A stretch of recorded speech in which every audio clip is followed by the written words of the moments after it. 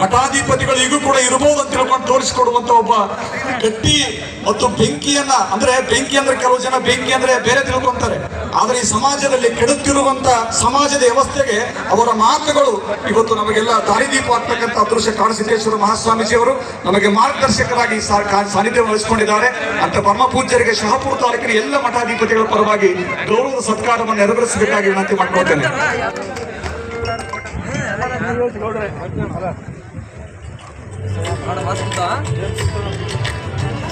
ಶಹಾಪುರ ತಾಲೂಕಿನ ಎಲ್ಲ ಮಠಾಧಿಪತಿಗಳ ಪರವಾಗಿ ಕಾಡಸಿದ್ದೇಶ್ವರ ಮಹಾಸ್ವಾಮೀಜಿ ಅವರಿಗೆ ಗೌರವ ಸಮರ್ಪಣೆ.